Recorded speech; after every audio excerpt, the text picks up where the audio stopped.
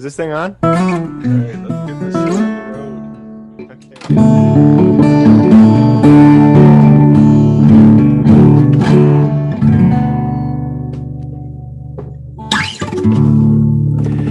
The Coffee and Carving Show, episode 35.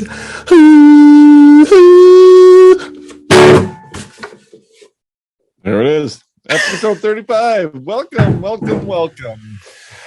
Come all and I'll be here.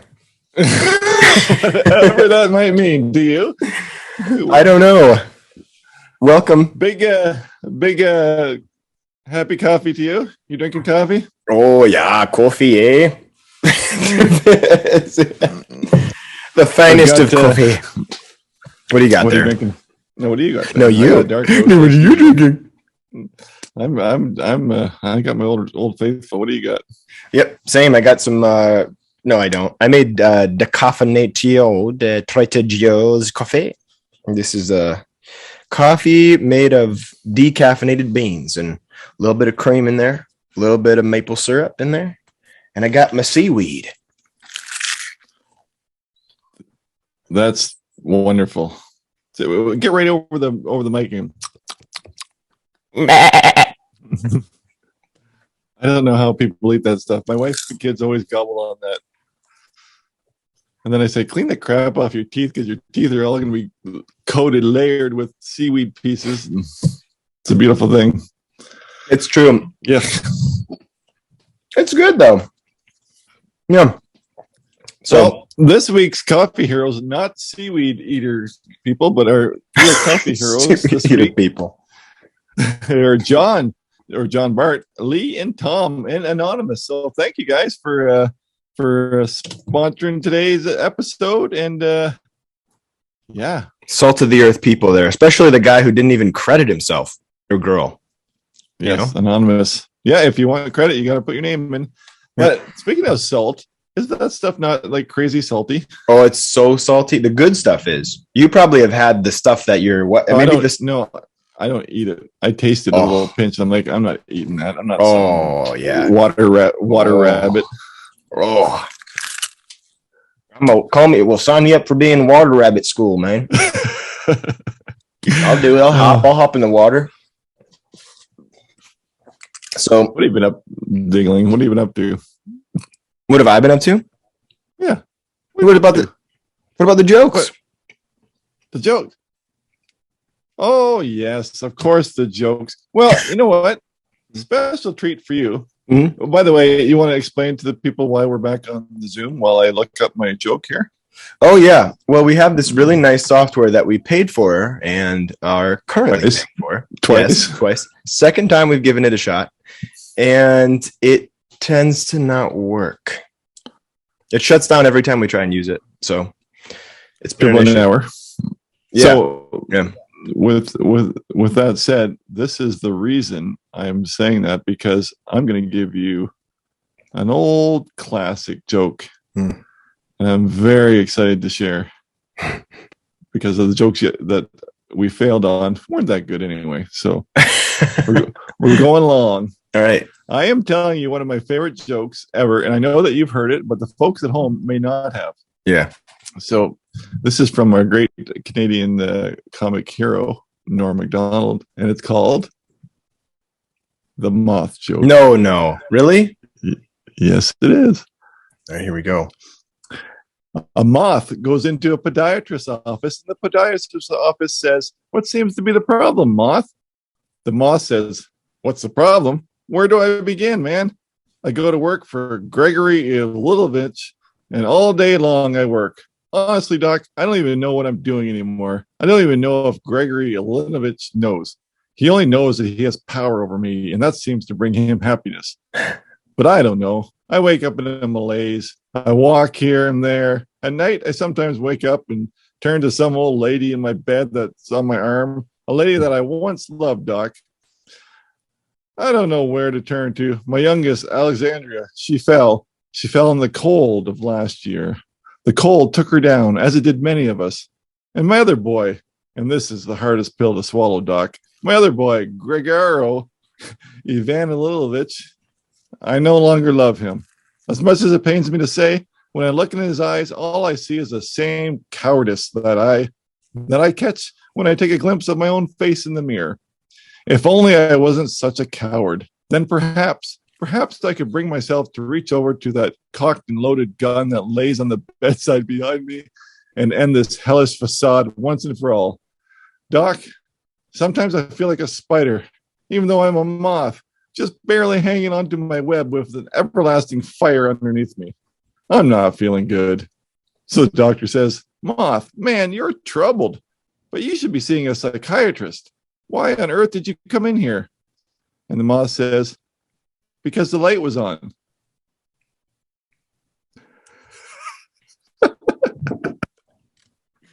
Are you serious right now? I love it so much. I tried to find the applause sound on YouTube, but all I'm getting is ads. There we go. We're going to miss that. No. Can't Not hear the it. same, is it? No, not the same. That's the only reason we got the other software, but I love that joke.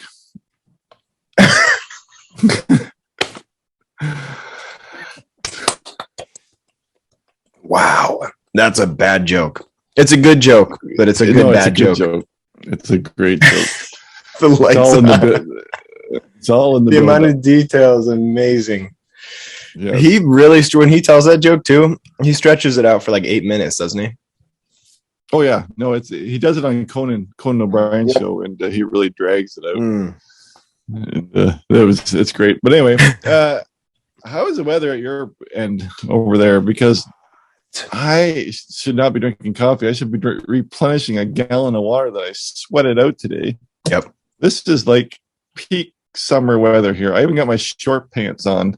Yeah. And just sweating. I worked outside all day, so I'm probably going to have some sunburn. And yeah, I don't like it. I'm not a summer guy. Really? No. Well, it's weird about us in Michigan. We get the polar extremes, and very seldom do we get that middle kind of space where it's nice out. You know, we have incredible cool. We have the Michigan cold, which is like, you know, an average of like 20 or so, 30 degrees in the winter. And then as it gets warmer, you get this delayed time. Sometimes you'll have maybe 2 or 3 days in the 70s, but then it jumps right to like 85 and 90. And it seems that way a lot of times, at least. So, well, right now it's 29 degrees Celsius, but I have no idea what that is in your language. Hey, Google, what is 29 degrees Celsius in Fahrenheit? 29 degrees Celsius is equivalent to 84.2 degrees Fahrenheit. Yep. Yeah. Yep, that's hot. No, it's 82 in here right now, which is similar temperature. So you got your man pants on. You got your overalls. My man pants. My man pants. What is that supposed to mean? What do I usually have on? I don't know. I just always feel silly when I put my short pants on again because it's just so odd. Oh yeah, I know what you mean. It just feels silly. Well, the other thing is, God gave me these really beautiful little teeny tiny toothpicks for calves. So when I show them off, you know, I just there's kids running and screaming. Parents trying to hide their kids from me, stuff like that. Are your legs as hairless as your face? No, my legs are probably hairier. Look at that.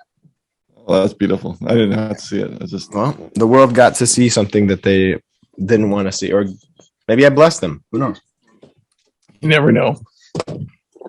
What have you been up to? How has this week been so far for you?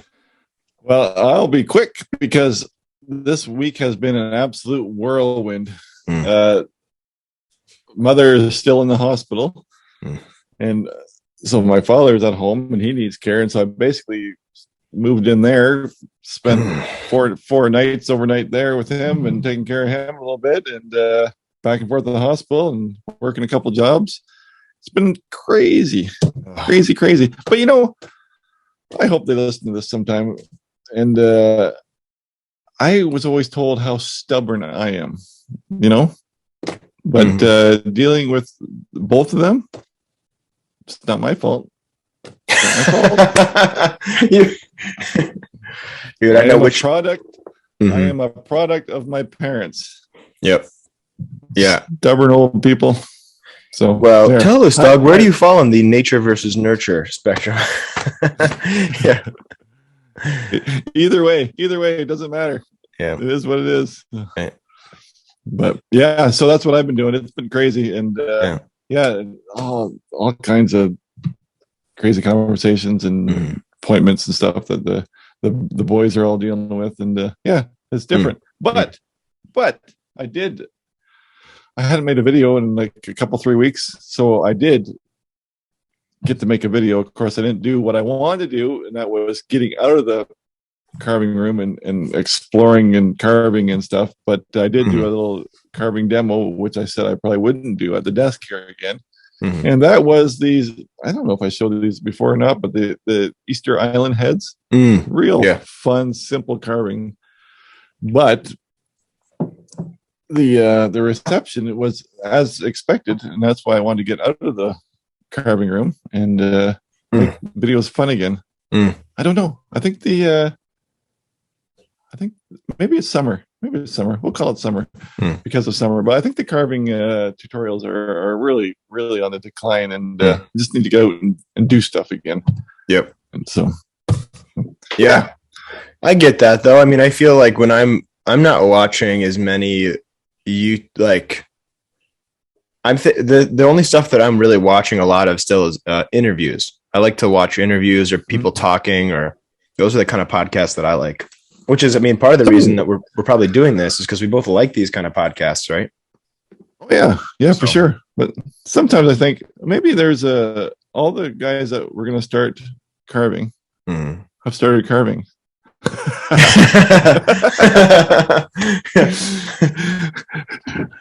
And to move along. But anyway. Yeah. Wouldn't that be something if there's only so many carvers allowed? Yeah. We don't need any more beginner tutorials, Doug. Give us some meat. Give us some meat. We're done with the soup. Give us some meat. Yeah. But I don't know. Yeah. I mean, there was a comment this week of someone saying, Doug, when are you going to make a bark carving instructional video? Oh, yes. Well, we know the answer to that. Do we? What is that? Alec has a carving school. And I would never, I can't do bark tutorials. That would just be like kicking him in the arse, right? No, I don't know. Well, in my mind, I don't need to. But I don't mind doing demonstrations. Sure. A wise observer will pick up enough in a demonstration to get going too. But no, I won't be teaching any bark carving. That's for sure. But I definitely will be doing demonstrational type videos and stuff like the last bark carving. I kind of like doing it because I made it. You take a 3-hour video and you only have to make it like 12 minutes, and then people might actually watch it. Right. Yeah. Right. It's more, if you're not into carving, at least you can watch it for the entertainment factor of seeing something come out of the wood, and it's not long and boring like a tutorial. Right. Like, to be fair, I bore myself in my tutorials. Yeah. So it's fun to make something a little bit quicker. Yeah, and it's fun too there's like two things when you're the kind of YouTube videos that I was making before were just to try and get my metrics up and to try to get something out there so I could get monetized. So for like the first couple months of getting jazzed about YouTube, or a few months, all I was doing was just filming whatever I was doing, throwing it on a stream on an editing software, and then posting it. And I started to watch your videos and Mav's videos and, the Dobrik stuff. This was a long time ago, before the scandals, and all this other stuff that's out there. Emma Chamberlain. I love the fact that a lot of times she wasn't doing anything, right? But no, not so much. But it's still somehow entertaining to watch. And I'm realizing through watching these that the editing in those types of videos is as much fun as or as much an art and a creative process as the projects themselves or the things. Oh yeah, for 100%. Editing is the key, because it's got to be snappy and quick, and you got to hold attention the whole time. Bang, bang, bang, bang, like 6 seconds, 5 seconds, 4 seconds, like bang, bang, bang. But I think and again, it's nobody's fault but my own. Like the tutorials, I put too much effort into it, so I overthink things. I carve 5 or 6 of them before I make the tutorial. Whereas a demonstration is like, Doug has a piece of wood, right. Doug makes a face. That's it, right. once. Yep. That's the video. And in fact, you could do more. Right. You could do way more than the planning and the thinking about it.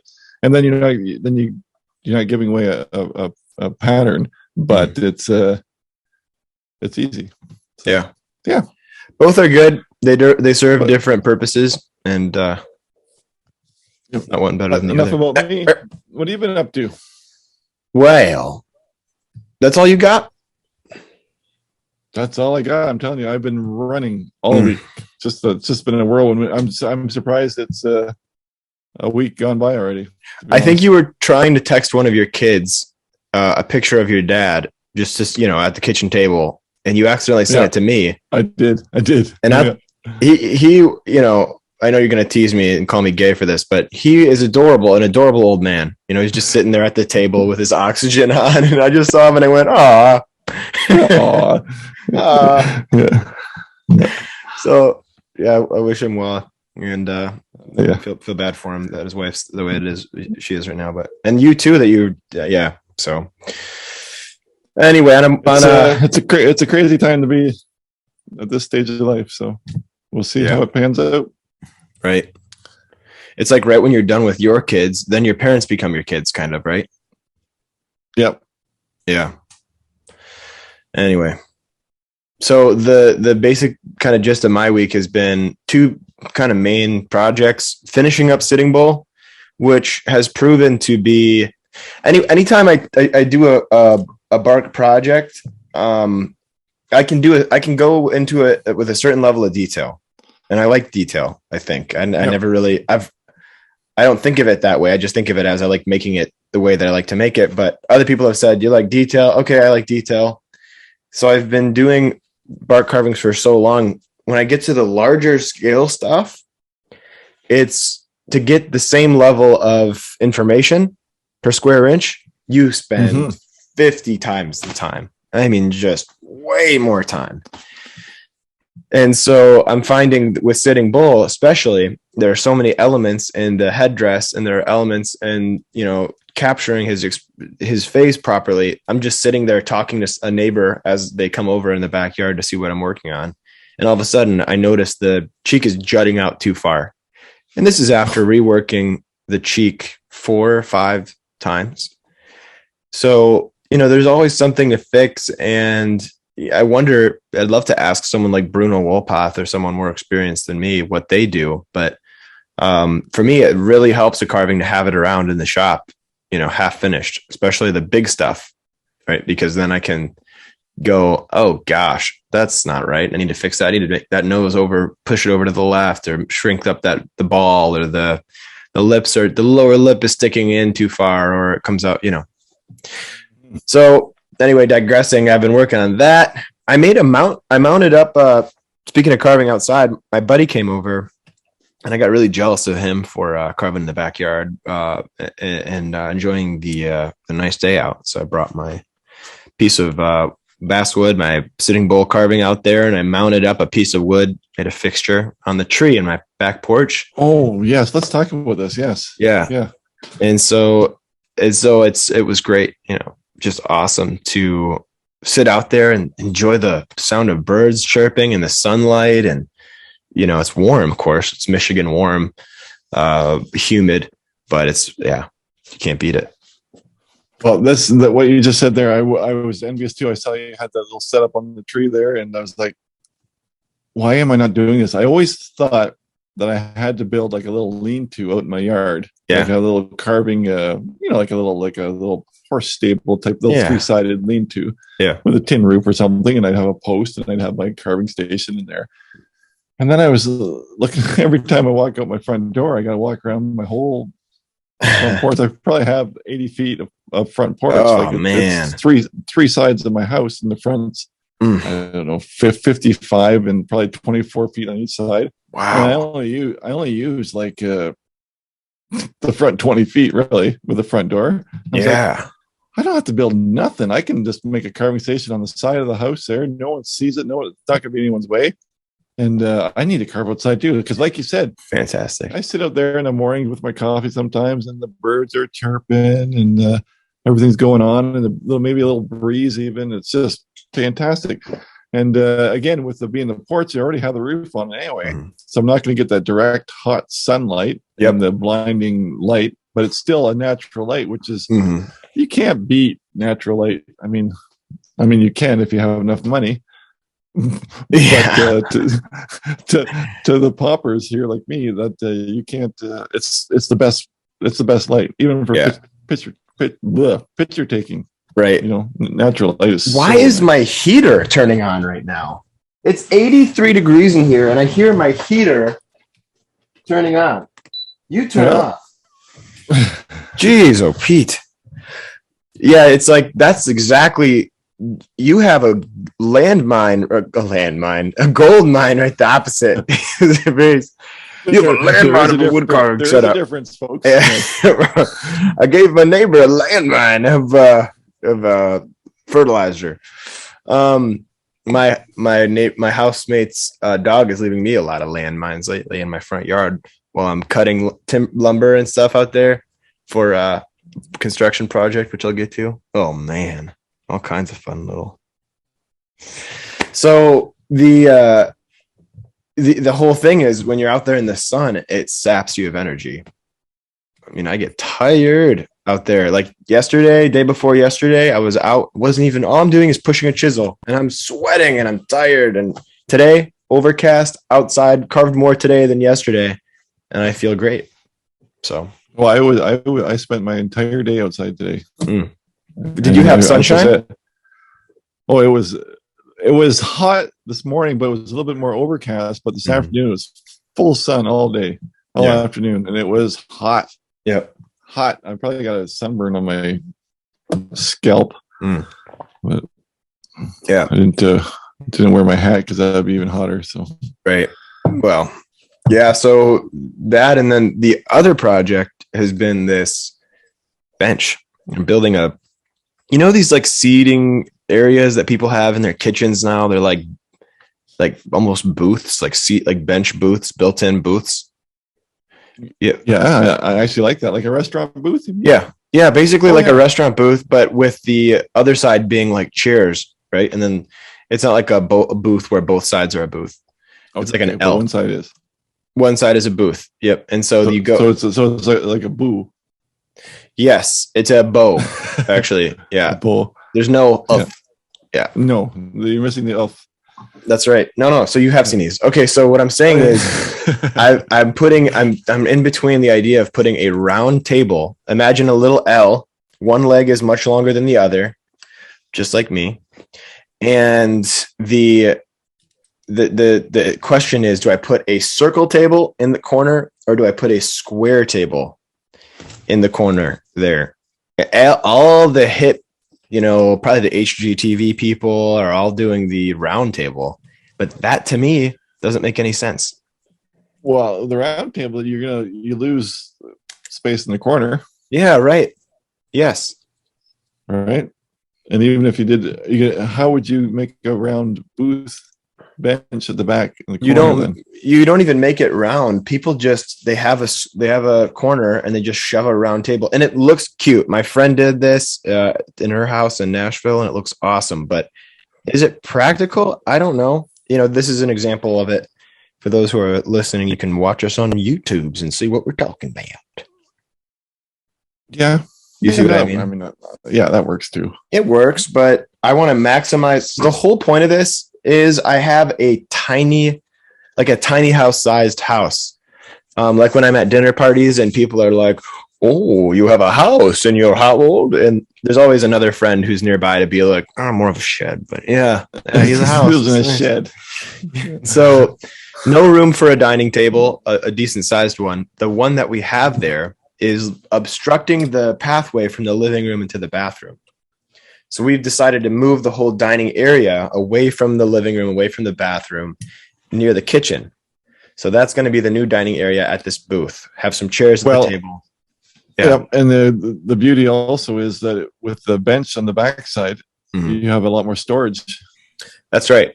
Right. Then you get to that point where you have in a house my size, you have very little space. You have very little storage.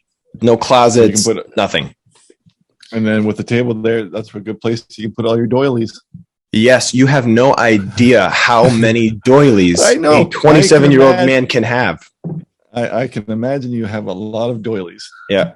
Yeah. I have doilies coming out of my ears. I have doilies coming out of the pores of I sweat doily. I'm sure. Did you take a class in homeschool making doilies? I did.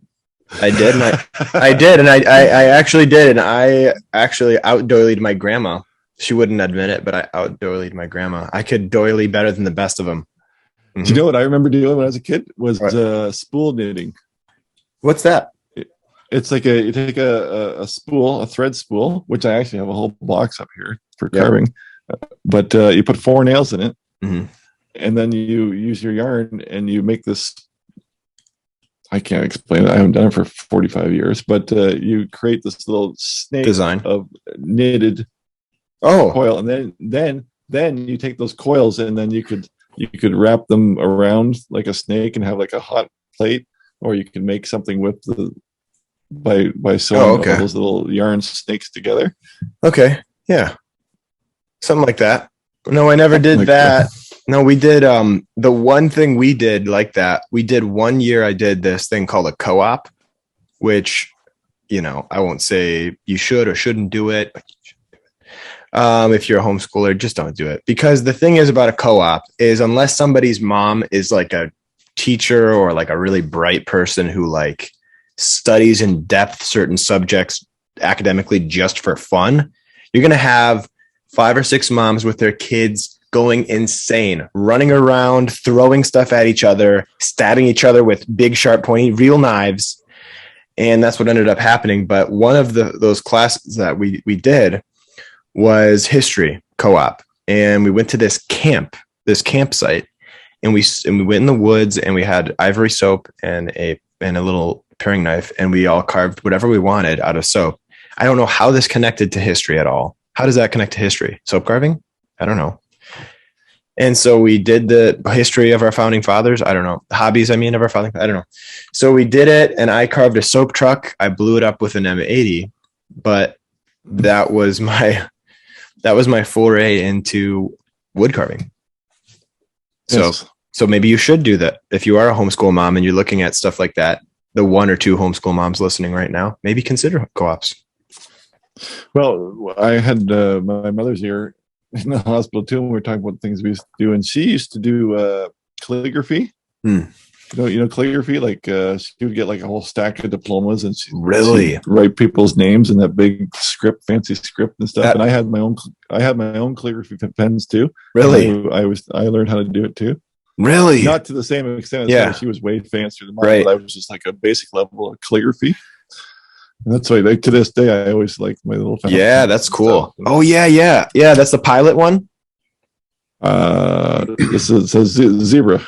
Zebra. That's right. Yeah. So I think Pilot made one, or maybe it is a zebra. I used to have one. I have a whole bunch of them around here, but yeah, I never have the fancy ones anymore because I always just neglect them. So I must have a certain like disability for that, because I can't. I tried. I spent an entire 2 weeks sick, and the only thing that I learned how to do was write in capital letters, basically. I like fairly neatly, not calligraphy, just like normal boxy. I can't do it. I tried. I sat there. It's a special font called Hand Font 09, but all it is all caps where you make things long and thin. And that's all and it's still to this day, if I ever write anything nice on anything, it's always Hand Font 09. Let me tell you, ask you as a young fella, how is your handwriting? I don't know. Let's do a test. Do you write? Did you learn how to write? Let's see. Because I know my kids don't even know how to write. Well, no, I'm old enough. No, I'm of the generation that learned to write. We did cursive in school. We did all the. Yeah. But if But if I'm just gonna write my name on something, it's gonna look like this. Here's my name. Ready? That's about my handwriting. Yep. It's not good. It's a print right. Yep. It's bad. You cursive? I don't now, but I know how. When you met the Lord, like, a lot of people don't know how at all. Never took it. They weren't taught it. So right? No, that went away shortly after I was out of school. So especially in this computer world with the I mean, I can't type, so yeah. Well, they win that one. Yeah, yeah. I'm not a typing master. No, I'm not a typing. My fiance, she can type up a storm when she's typing her papers. It's like it's just one continuous noise. It's pretty neat. But that was a little tangent. It was. My gosh, what are we even doing? I don't know. This is a coffee and carving show with Doug and Alec. Episode 35. I have really nothing else to share. So I built those. Those are probably, I don't know, 60% done. The structures and the booth, I mean. The structures in, I decided to use T111 to clad them, the structure, 2x4 structure. And I'm going to use 3/4 inch plywood, pine sanded plywood with a top mounted hinge, because it's all going to get covered by a pad anyway, by like a upholstered foam pad. Yep. So just make it easy to open up and store things in, because I have zero storage in this house. Are you going to? Is the lid going to close into it or a lip over it? It's going to have a lip, kind of like an old box. Good. Yeah. Yep. Mm-hmm. Yeah. Otherwise, it kind of right. Because you got to face that plywood then, right? Mm-hmm. Oh, will I? Won't you? Do you want to look at plywood? The edge of plywood? True. What am I going to do to the edge of that plywood? Just you can edge band it, or just cut a little 1/8 inch strip and glue it on. Yeah, that's a good idea. I didn't even think of that. Yeah. Unless I paint the whole thing, we're thinking of painting it too. In which case, either way, still going to see it, aren't you? Yeah, it's still good. You have to band it. You got to put an edge on it. Yeah, unless you're like filling it with some sort of crazy spackling and getting rid of all the grain. Yeah, waste of time. I'm going to hand fill it in with a toothpick using Bondo. Each and every crevice and hole I'll fill with Bondo. Yeah. You can still, if you can put a thicker edge on it too, and you can round it. Nice round edge, nice smooth round edge. Oh yeah. Yeah, that's a cool idea. Lots of good thoughts. Yeah, stuff to think about. I should have called you. I don't know why I haven't talked to you about. Well, I know not. Well, you have a dad. Yeah, I have a dad. Well, I have a father. Daddy? Are you dad, Doug? So yeah, I do have a dad. He's on vacation though right now. So. Oh, why don't you talk about that? So Doug, you know about this man named Vic Hood, right? Yes. We had Doug on the show a couple months back. Yeah. Vic. Mm-hmm. Not Doug. Doug's always on the show. We had Vic Hood on the show. You know a man named Doug, I said? Doug Hood? We had Doug on a couple weeks ago. Did we have Doug on a couple weeks ago? Well, that's oh my goodness. Carry on. So anyway, we had Doug Hood on the show, and Vic Hood on the show, and he was fantastic. Everybody loves Vic. I love Vic. Vic says to say hello to you because my parents saw him. They visited Nashville, and I said, you guys have to go to Leaper's Fork and see Vic Hood. And they did. They went out there and they loved it. They sent me tons of pictures of the town. There's so many nice things to see in that little town. And they sent me some pictures of my dad and Vic together, and I knew that they would hit it off because my dad is a hobbyist luthier, a fantastic luthier, a really, really skilled one. And and of course, Vic at one time in his former life was a fantastic builder of guitars and banjos. So here's a nice picture of my dad and Vic working on not working, but just hanging out, looking at banjos. It's nice. Yeah. Now Vic, he leans towards the railroad man pants, whereas you're more of the Carhartt. Yeah, he really does. He almost always has these on. I had a And- pair like that like 20 years ago. Really? The striped ones. They were stripes a on it? big boy or something. They were Really? Yeah. No, Yeah. I you know what? I was working on this project yesterday, and I gave my tool belt to Annalise, and I didn't have anything to put on or pockets to hold all my junk. So I put this on and started filling the holes with screws, and it's awesome. No, It's I great wish to- I could wear them every day, but I don't. Yeah. Yeah. No, and it's just a style too. It's kind of an interesting one, but Yeah. I like it. But yeah, Vic is the coolest dude. I'm convinced he's one of the coolest dudes in the world. But yeah, Well, great guy. That's basically all there though you for go. me. I talked But I'm- way too much. I'm sorry. I would be this is a great thing to watch for me because I want to see what the end result for Sitting Bull will be, or where he goes, or how this whole, because that's been a labor of love for many, many months, right? Yeah. Yeah. I originally thought he was going to be like a freestanding sculpture. And then I thought, nobody buys freestanding sculptures. I have to make it a wall hanging structure carving. And so I hollowed out the back. I made a little spot for it to hang. I put it up on the wall, and it looked absolutely ridiculous. Horrible. And so I just mounted it back up to the wall in the shop and the fixture here, and started rethinking it, started from scratch, and decided that I would make the base a little bit more narrow, try and make it so that you could hang this if you wanted to, but you could also put it on a stand somewhere. So yeah, But it made it look horrible. It just stuck out too far, too big, too oh, it was huge. It was huge, and Yeah. the back, the bottom of it was sticking out. It looked like it was an afterthought. It looked like It's missing a table. it's like hanging a table on the wall. It's missing a table underneath. Yeah. Yeah, it was horrible. Ah, It actually fun. It made me laugh. The idea that I'd spent that much time on something and then hung it up on the wall and it looked that stupid was awesome. It was awesome. well. So I'm excited I'm going to make a little video, a little YouTube video about it. So we'll see.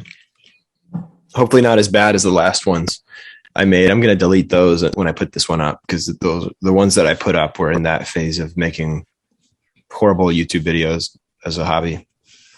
Mm-hmm. Yeah. Still right. horrible, but not as horrible now. So that's it. Well, Let's move on. let's move on to our segment that we've all grown to love. Or not.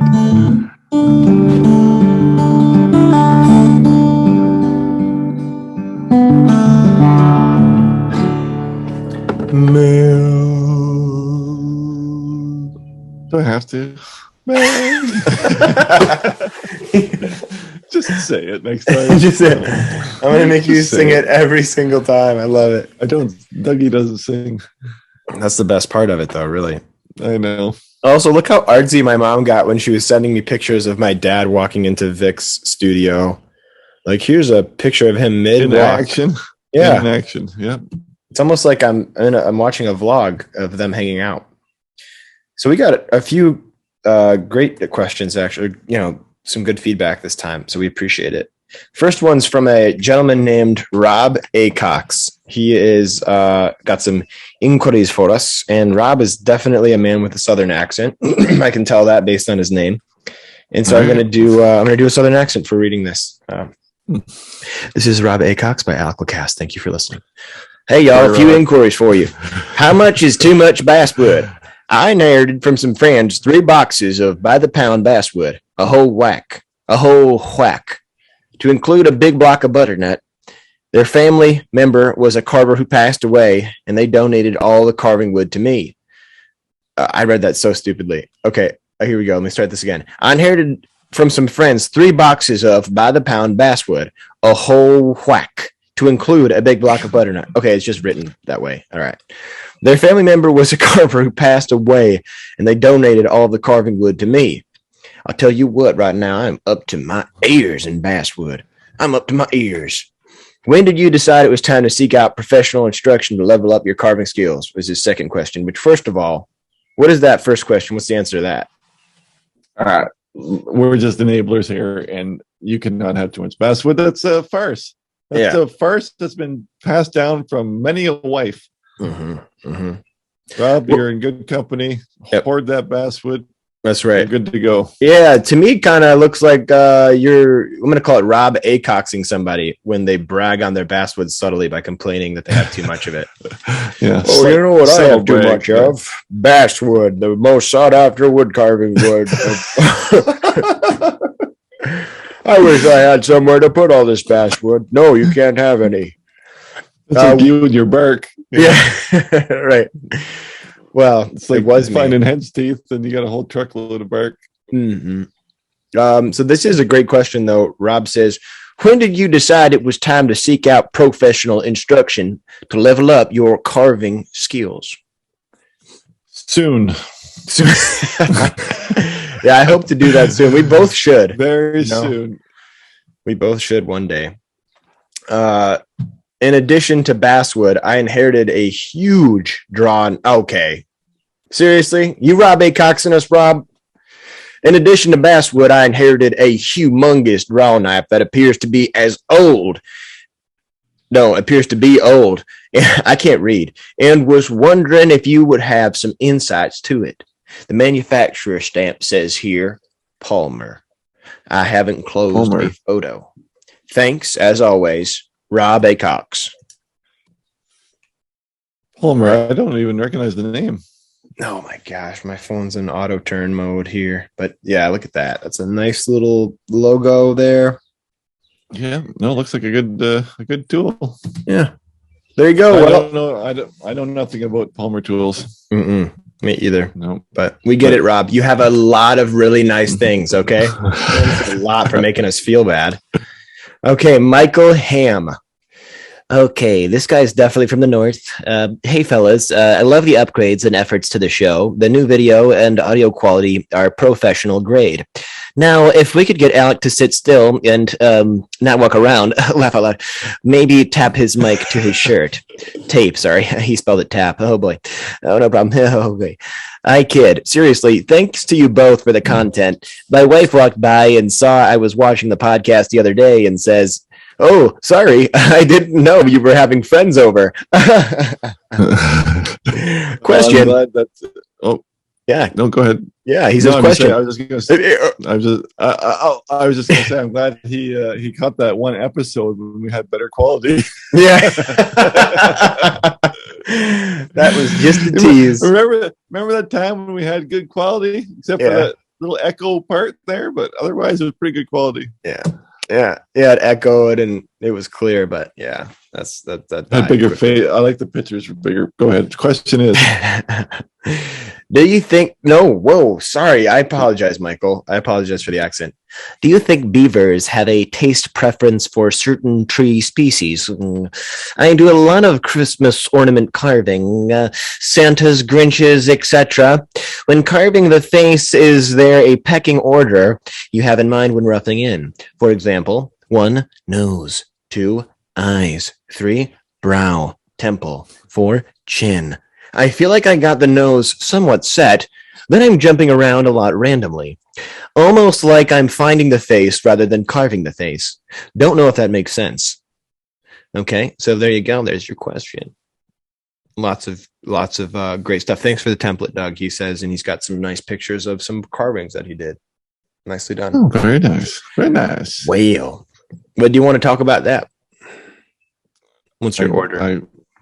Beaver. Old beaver. I don't know if they have I just know they like trees that like to grow along the riverbank, such as the alders and the willows and stuff like that. Wait, I don't know. I have never done a deep dive into willow or beaver preferences for trees, but I do see a lot of the poplar alder type trees coming down. All I know, if I was a beaver, I would do some market analysis, find out which would beavers like most, and then market that by featuring images of more rural kind of like tribal beavers consuming this higher quality wood to convey that it's natural, organic, and healthy. If I was a beaver, No, I would not do if that. I was a beaver, I would use my brain and say, hey, maybe that tree's a little bit too big to bite. Maybe I bit off more than you can chew. Ooh. Because I say that, because nothing frustrates me more than walking along the river and seeing some monster tree that they chewed halfway into it and left, abandoned, aborted the mission. Yeah. Mind you, it could be that beaver need to keep chewing stuff to keep their teeth down because the teeth keep growing. But that's a big goal, and then they just abandoned it. So I mean, if it's not, could be long-term goals. Maybe they're killing the tree to fall into the river, maybe for their children in a generation. Right. You know, long-term planning, but no. Like, man, have you the kids are always being asked by their parents if they have done any like larger tree cutting, like, you get through that big oak halfway yet? And the kids are always like, no, Dad, I'll get to that when I have more time. I don't have time. But you got to invest in your future and your kids' future, you know. Like, don't plant a tree, chew a tree. Yeah. They're like, I don't know. So as far as the face goes, do you have an order? Do you go 1 nose, 2 eyes, 3? What do you do? 3 eyes? How many eyes do you have? I always cut. This is just me. This is not right because no one's told me how to do it otherwise. But I always bottom of the nose, set that, brow ridge. That's it. And after that, everything falls in place. Yep. Brow ridge gives you the eyes, bottom of the nose, and mouth is fairly close between the nose and the chin. It's a little bit higher. Yeah. And Bob's your uncle. Bob is my uncle. All right.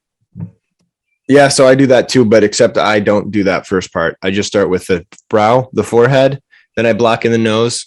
Then I do oftentimes the mound of the mouth as after I've kind of defined the bottom of the eyes and as a part of the brow ridge. Yeah. So, well, I can play with the bottom of the nose after I get the brow ridge in, but I want to make sure that I got the forehead that I need. Yeah. But I've made some carvings before, and the noses were always so. I always go. The size of the nose tells me everything else about the face. Totally true for me too. Yep. So I mean, I always get that nose set because otherwise, if it's a small nose, it's a smaller eyes, and hence carry on because especially with bark, you can make whatever you want. The size, the length of the head doesn't matter. It's just getting those you build off of that central structure that you create. Yep. So if you do a big nose, you can do a bigger face and it will run out into nothing. Yep. Right. So yeah. So to sum it all up for you, Michael, the nose goes. So that's it. Nose. The nose. Stan says, Alec, my question is, have you tried to glue up slabs or bark pieces before carving? Do you think it will work? It's an interesting idea, Stan. Let me think about this idea. This is a beautiful idea. Hold on. Yeah, we didn't have that little swirly thing going where it goes off in thought. Let me think about this for a second before I answer this without thinking. Oh, that's a good idea. Okay, forget about Alec. I will talk about it. I haven't done it myself, but I know it can be done because I watched the whimsical house carvers always like to hollow out, take 2 pieces. And the trick of the whole thing is it'd be great to have a joiner that you can just run the bark and you get a nice clean plane, and then you glue it together. But a lot of the house carvers, they'll hollow out the middle and glue the 2 halves together. Yep. So that way you can have your little light inside or whatever, you can see through it. But hard to hollow out the middle without having access to it. You know what's funny? I haven't carved a single piece. I didn't even wait for you to say what. I don't care about you. I haven't carved a single piece of bark in a while. Yeah. Mostly wood. Somebody I know bought me, actually, fascinating story about this guy. his liver was gone. It wasn't working anymore. It just stopped working. He turned pale. He started losing weight. He couldn't keep his thoughts in order. He lost his mind. He got on a list for a liver donation and didn't get any donors, was about to die on his deathbed. His daughter went on the list, went to the doctor's office, got all checked up, got the green light, and was told that she could donate her part of her liver to her dad. Yeah. Mm-hmm. Because the liver just needs a little part to replenish itself because Right. it regrows. You knew Yeah, this? that's cool. I didn't know about that. I'd never heard of that. Yep. So she was about to do it. And the day that she went to the doctor's office to have this thing checked out, they got a call from Beaumont, the hospital, saying, Mr. So-and-so, we found a liver. We have a liver. There's a man or a woman here who has had a stroke or I think brain damage. And can you be in by tomorrow at 6 a.m.? And so, yeah, gave him a new liver. Anyway, that guy bought me a domain recently to kind of gift to me called something about bark. And I thought like art to bark or something, or bark at art or something like that. And I thought that is the sweetest guy. Good idea. But I don't know if I want to be identified by bark. Do you know what I'm saying? I do. Like you don't want to can't pigeonhole Alec. Yeah, you don't want to just be the world. You know, yeah, that's right. That's right. I wear overalls, man. I'm a cultured person. I have a hat on it with duct tape on it. So why duct tape? Mm-hmm. I don't like the logo. It's a nice hat, but it's got a huge, ugly logo on it. So I just figured, you know what? No more free advertising for Adidas. Okay. Yeah. Well, I think that looks sillier, but anyway. Yeah, I like it. That's just my opinion. You know what I love? Mm-hmm. I love I rarely do you find logos on my clothing. I prefer things without logos. Yeah. But our old buddy Jimmy DiResta, mm-hmm. he'll buy a brand new DeWalt saw and he'll spray paint the whole thing white. And he says, I'll advertise for them when they pay me. Right. Yeah. Well, how about that, and Adidas? you know what? He's not wrong. I like it. But yeah. Sorry. Absolutely. So what else we got? We got more. We've been going, man, for a while. Did we answer a question? Oh gosh, that's a good question. Did we answer any of the questions? Yeah, we did. we did. Tabitha, she has a question about Santa. Did I read this yet? Tabitha, no. Hey guys, this is Tabitha. Thank you, Tabitha, for your thing here. Hope all is well with you. A quick question for you, Doug. I keep noticing Santas. I guess it would be to his right on the shelf. How tall are they? Can you show them? And were they made off the corner? I think they are cool. We only ever get to see just a glimpse of them. Love your show and congratulations to you, Alec, on your upcoming nuptials. Tabitha, my phone number is 586-808. Don't do that. Just kidding. That wasn't her number. These guys here? Mm-hmm. I think that's what that's she's it. talking about. Yeah. So these are all 12 inches tall. Yep. And they are on the corner, and they're just a 4x4 split. Yeah. Those are great. They're kind of fun. Some are dumb. Like this guy looks kind of dozy. No, that's super nice. I really like that's actually my favorite one. Yeah, I like that. Yeah. That was I think that was probably pre-bark when I wanted to do bigger faces. Didn't have any bark. So I can't continue to read the question in that voice, but any questions in any more voices. But Lee asks here, thank you, by the way, Tabitha. Hello, Doug and Alec. I'm a true beginner on carving on a regular basis since December. Now, Doug. hang on. Now, imagine you're Lee. Yeah. And you're just waiting for your question. You've suffered through the last three people with the accent. Yeah. And then he's like, oh, I'm done accents now. Let's read Lee's question. I think I would be disappointed. Yeah. Right? Man. Put yourself in Lee's shoes for a change. And I feel bad. I shorted him. My neighbor just walked by. Okay, no, Lee. It's not over. Lee, what do you want me to do, man? Just speak to me right now with your spirit. Oh, I can't. no. I can't tell what he's saying. Okay, I'm just gonna do it. I'm gonna pick an accent. It's gonna be a southern accent, but it's gonna be like a deeper, more like slow, more arduous kind of man. Like, hey, Doug and Alec, I'm a true beginner, and I've been carving on a regular basis since December. Thanks to Doug and his wonderful tutorials, I have had a lot of fun carving over 30 different pieces. They are extremely satisfying. I recently purchased some small pieces of bark to try my hand at bark carving. What would you guys suggest is a good item to start with? Is a wood spirit a good beginner's project? Doug, have you made any bark carving tutorials? Thank you both. That's the question. Love the show. Lee Godin. Yeah, well, we hit the we already covered the last half of that question in the beginning, talking about if I've made any tutorials. But what's a good carve to start with? Definitely wood spirit. I'm all about the wood spirits. I like the wood spirits. You know. I don't. See, wood spirits are a good idea. Yeah, I think that's probably the best fun. Yeah. Yes, because easy with the hair, you cover the chin and all the cheeks and everything like that. It's easier to carve, yeah, for sure. Yeah. Okay, Josh. I definitely have more bearded wood spirits than anything else. So. Yep. Okay, Josh Lewis.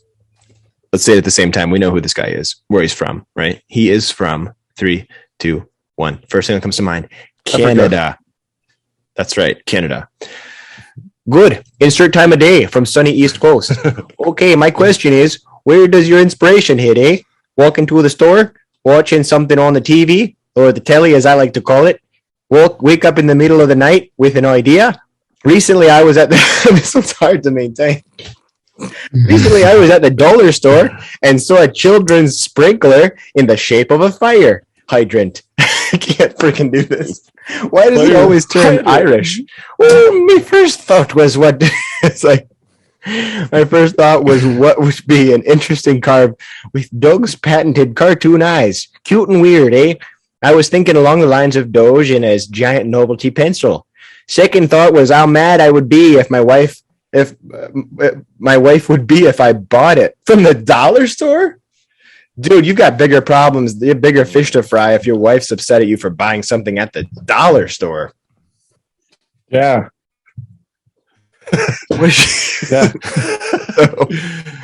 Your wife doesn't like you if you can't spend $1. Yeah. All the women are leaving the show. Yeah. Go look at another pencil from the dollar store. Dude, your wife should be happy. For those shoes? Yeah. The shoes. I hate to break it to you, but I bought another pair of shoes from the dollar store. I hope you don't beat me. I'm going to try and step in and answer your question seriously, though. Right. Go ahead. Try. I dare you. I love the dollar store. Really? I love secondhand stores where they have like a bin of porcelain crap that nobody wants, like the statues and stuff. They help you see how a person will sit. They help you see how they reach for nickel and dime. And they don't even have to be what you want to carve. It's just those shapes. Like you don't have to, like you could have an angel being turned into a leprechaun. It's just the movements and he's right. A fire hydrant. Again, fire hydrant, dynamite stick, candle, anything. You can slap a face. You can put a face on anything. You can have a happy lighthouse. I mean, yeah, maybe we should. Maybe there's inspiration just hit. Yeah. See, there you go. See, I'm gonna do a blowing lighthouse. Ooh, I like that. It's like the bad lighthouse. Yep. Come here. I'm gonna create a storm, and you're gonna crash, and then my little sirens are gonna come and gather you up. And the follow-up question here is: was the supply run? Totally ignored everything I said. Was the supply run video loosely based on the log driver's waltz? No. Okay.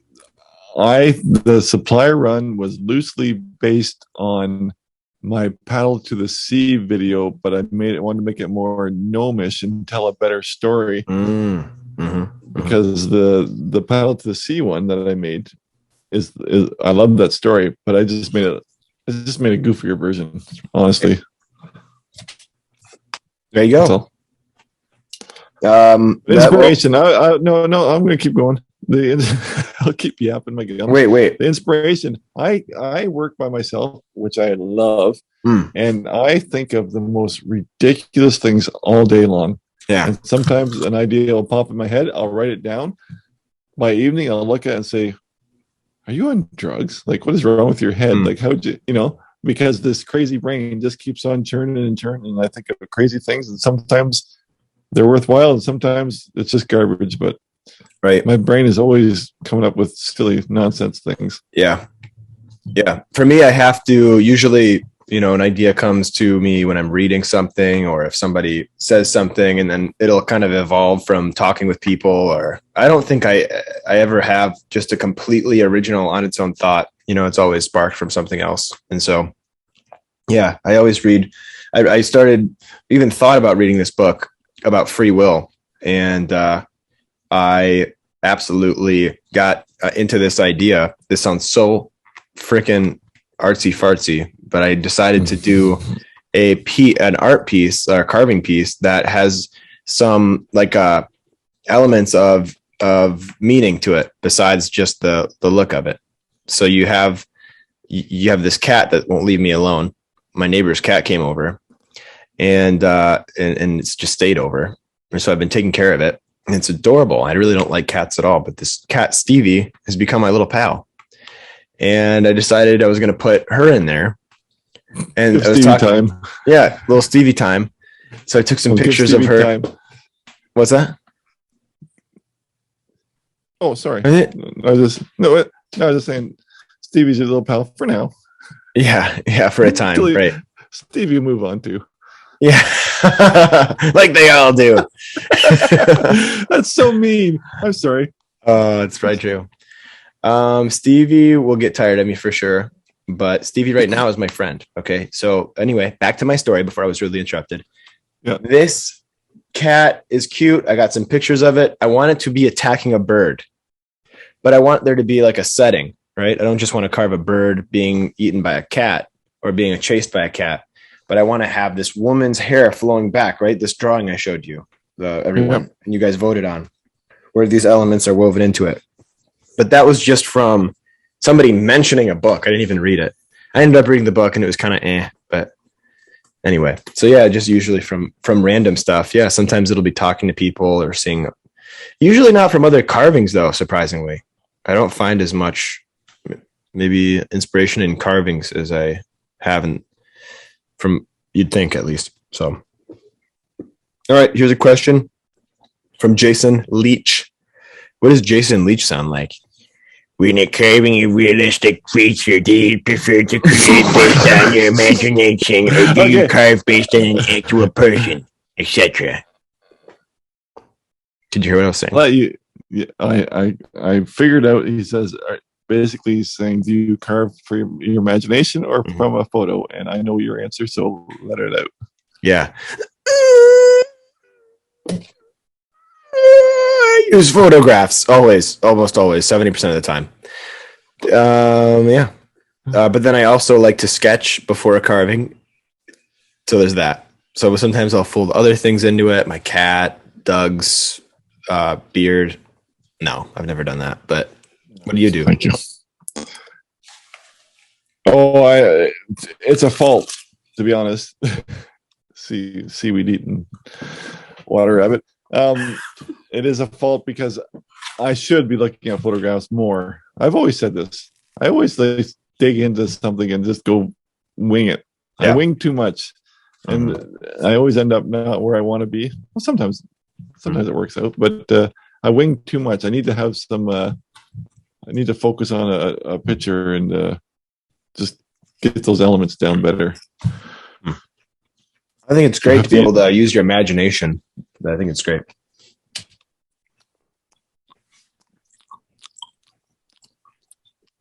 2. This question may be more for Doug, as I live in southern Ontario, but I hear Alec talk about various live carving shows and workshops. Is there anything like that in Ontario? I don't know of anything, no. To be honest, most wood shows that I've ever been to, or anything that had carving, was always like tacked onto a woodworker show. They just have like a little section on the back end. Now there was something in Toronto, I guess, and I also do know of. I've never had any interaction or involvement, but there is an Ontario Carvers Association that came up once I saw, and they have some events and stuff. But I don't do bird carving either, and it seems to. I don't know. You gotta be in a city. I'm not in a city. I have no hope of joining anything, or you'll never make it, Doug. Not in the real world. Everything I would want to do would be a 3-hour drive. So I don't. We have the internet, right? That's right? True. That's where the well, I mean, at this stage of the game too. Like, I have never carved with somebody before. Yeah. To this day. So I don't know why you have to eat seaweed on the podcast.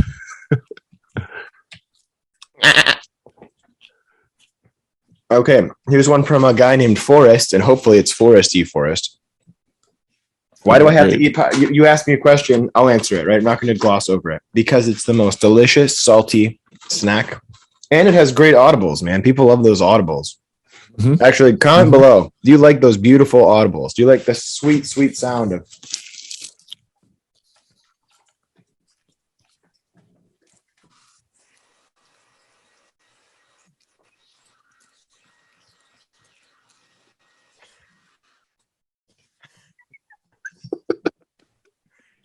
Sorry, folks. Welcome to Doug and I's ASMR. We're almost to the end of our show.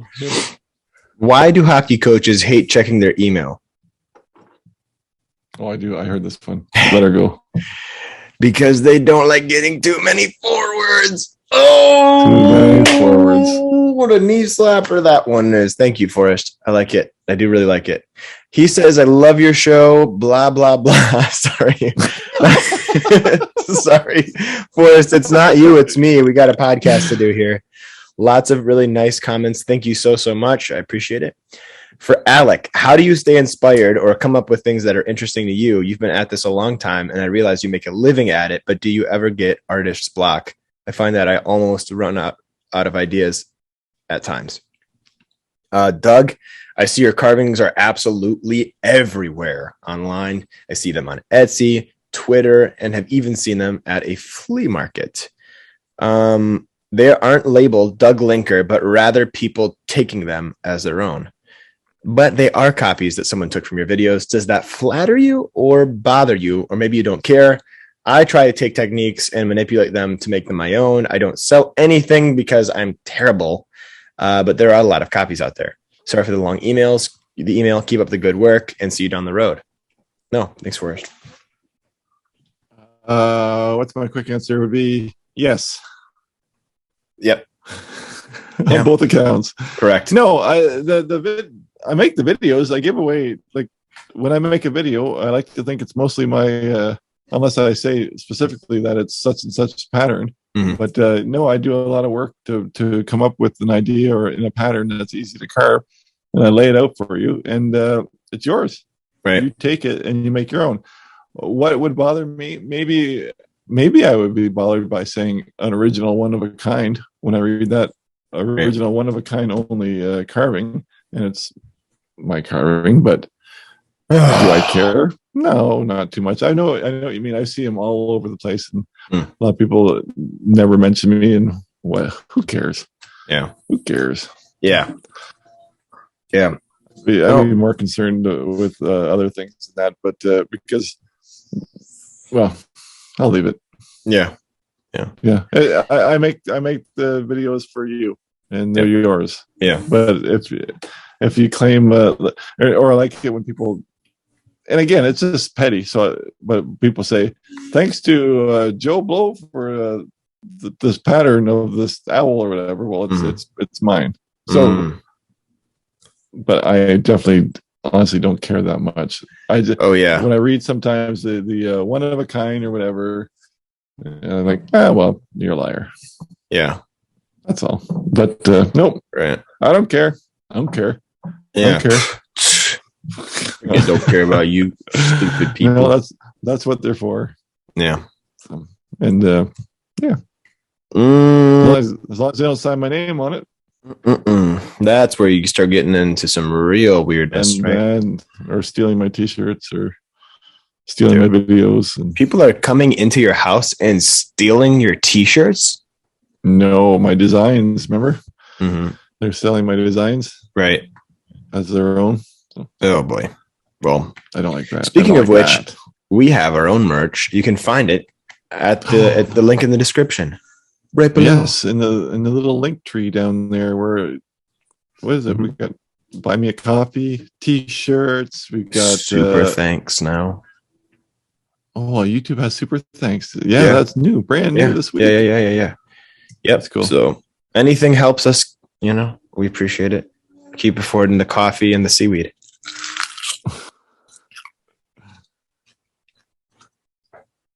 Well, a couple of questions for you. Still more. Oh wow! No, I'm just kidding. But he did ask me how I stay inspired or come up with things that are, I have artist block all the time. That's where other carvers do help, is when I see like someone killing the game or a sculptor doing something really cool. It makes me excited to try something. Maybe they give me a new concept or something, or maybe they're just kicking butt and they're making carvings every single day that are awesome, and that motivates me to try things. So just all the cliches, keep your eyes open, don't fall asleep in the middle of the game, don't try not to cry when you're sad or something. All right, let's go. Media. Right.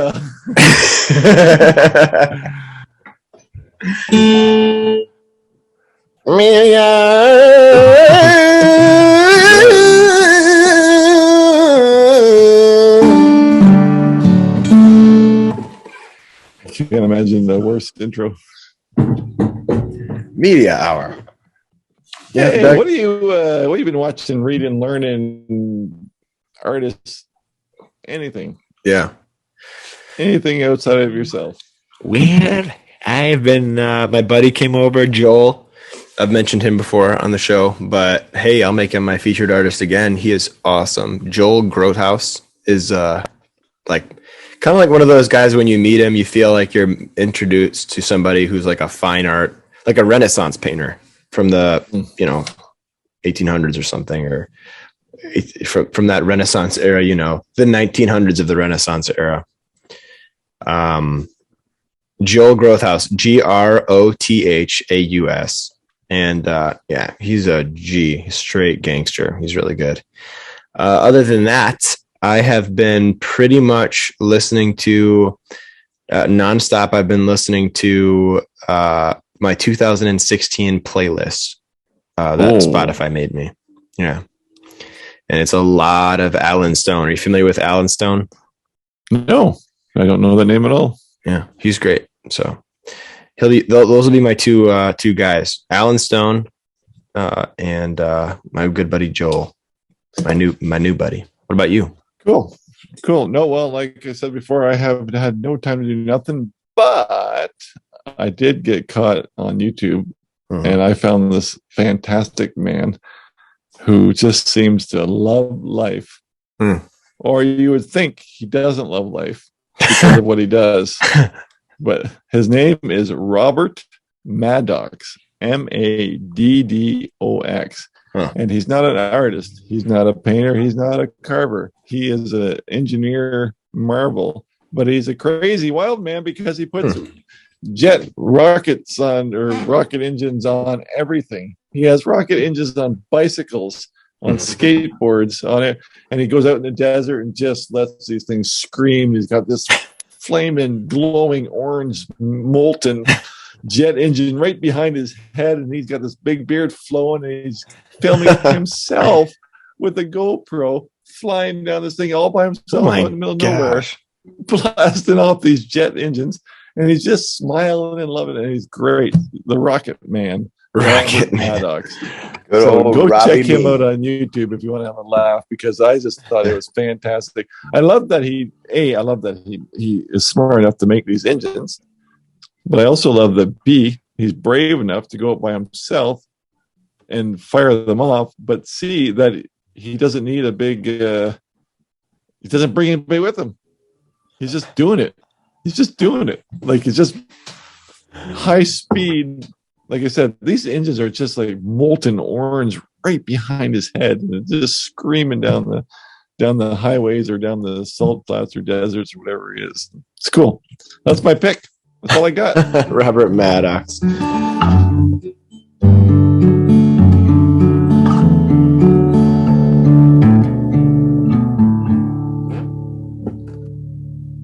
Thanks, everybody. Take your vitamins. Thanks for hanging out with us this week, folks, and we'll see you next week on episode number 36.